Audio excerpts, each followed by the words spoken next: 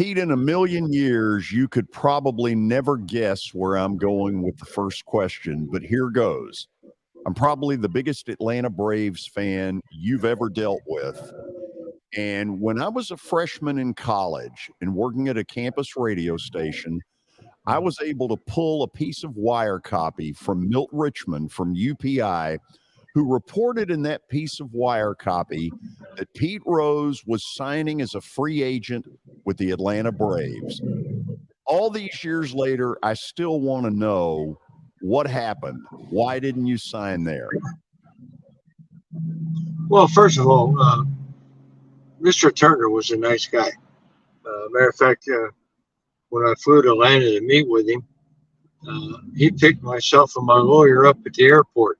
He had an old Toyota, and he did offer me $1 million a year for 4 years.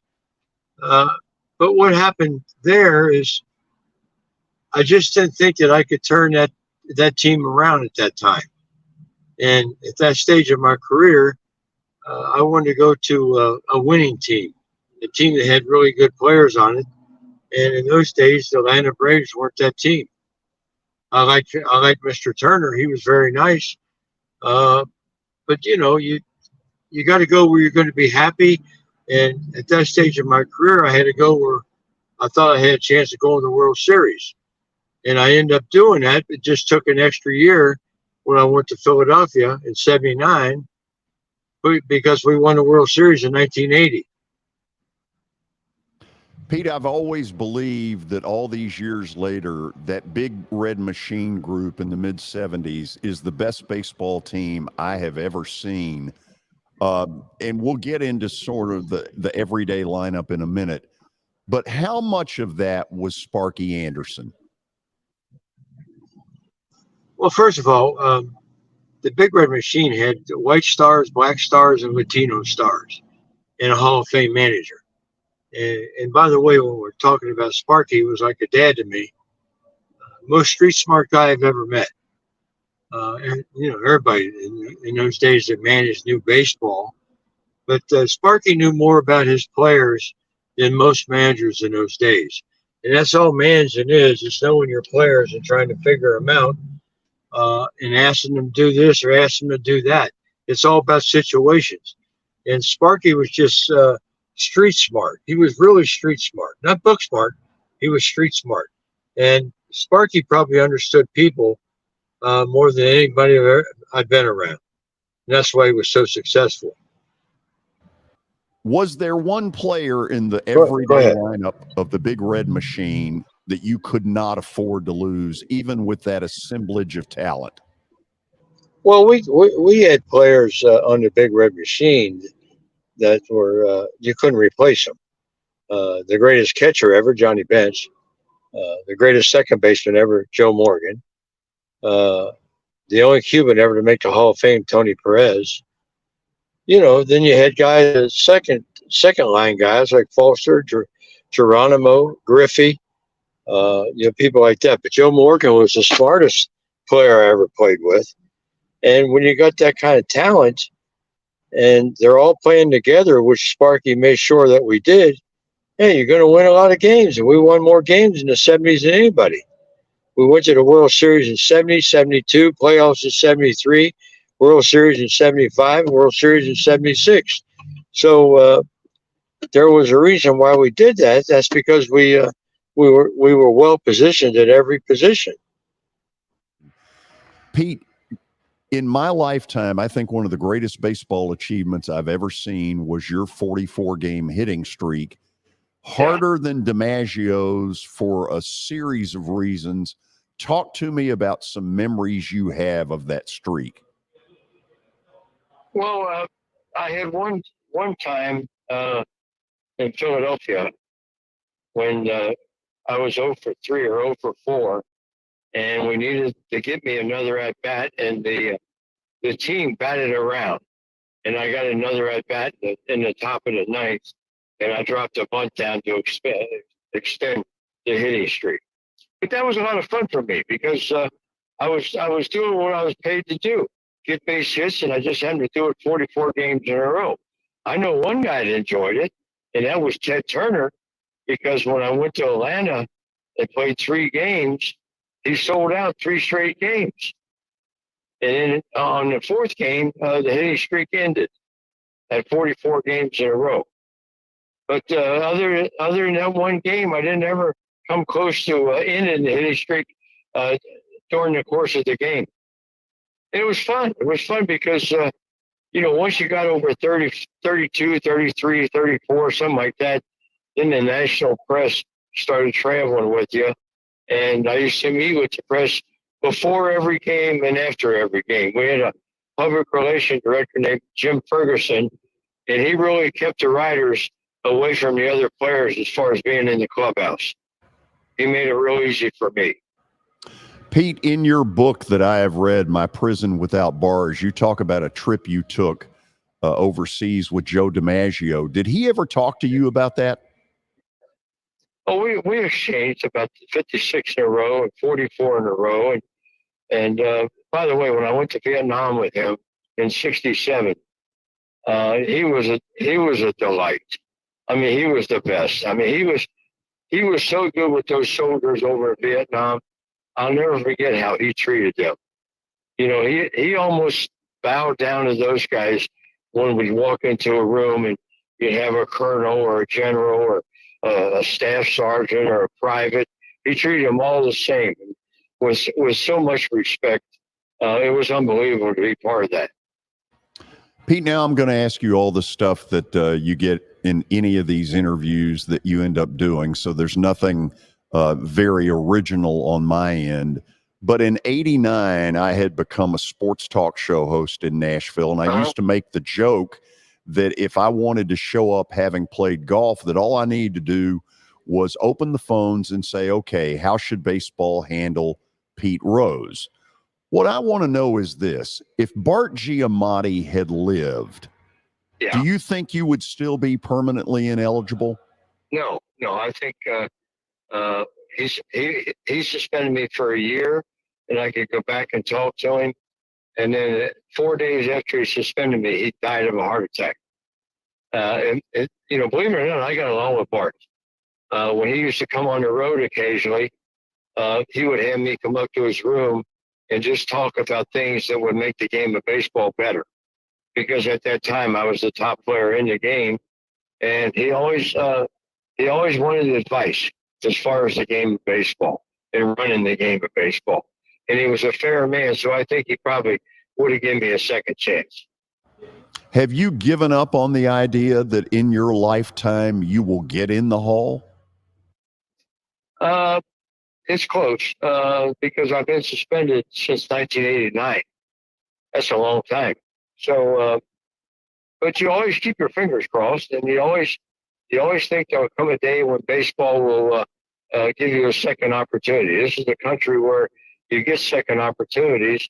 I just haven't been able to come up with one with the world of baseball. I still, till this day, go around the country selling the game of baseball.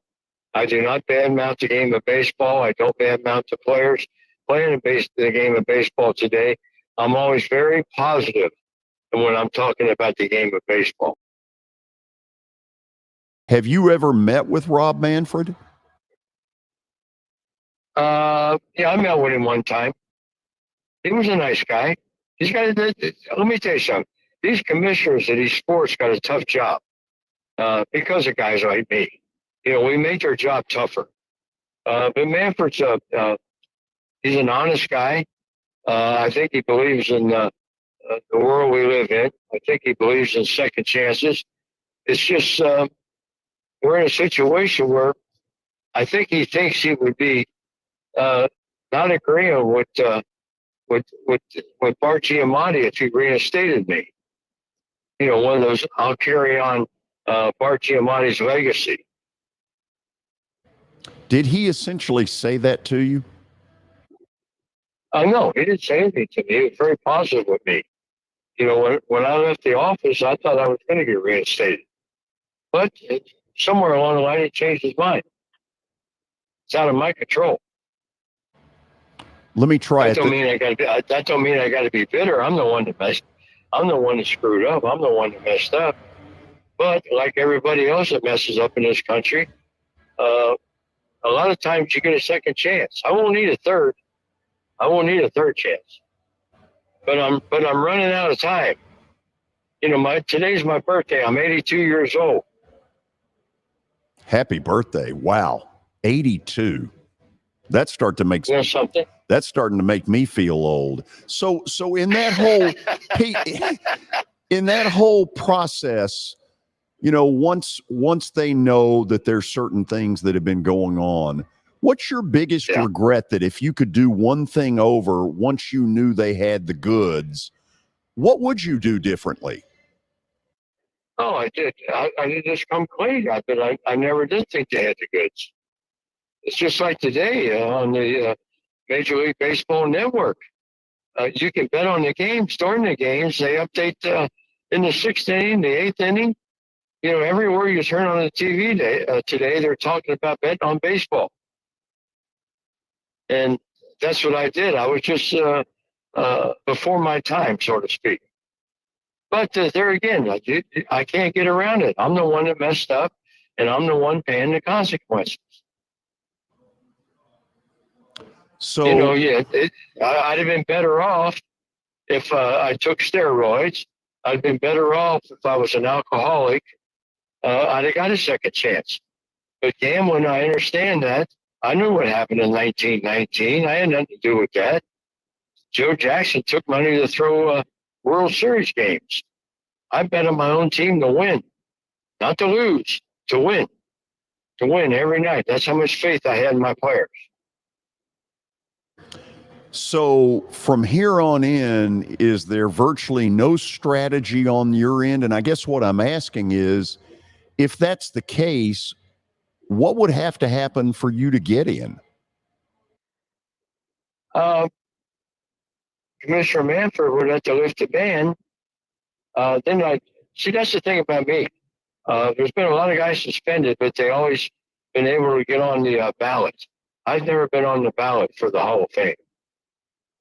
And I do believe, because of the way baseball is kind of in bed with gambling today, that most all the guys who disagree with me getting a second chance would probably reverse their decision on that. Because they see the same thing I see. And it's all about dollars. It's all about money. That's why baseball is in bed with gambling. Pete, let me go at it this way, because you're right. There's a hypocritical side of this. When you met with Manfred, did you bring that up? You know what? I don't even remember. That was just a very cordial meeting on my part, and I appreciated the meeting on his part. And I don't know what I said that led him the wrong way, but evidently I said something. So, you know, I did it. I was there. I can answer all the questions about it. I didn't hurt you. I didn't hurt anybody else. I wanted my team to win every night. And I took a last place team and finished second 4 years in a row, starting in 1985. Pete, here's the last thing I'm going to ask you. You've been in Nashville now. I know you've been here before.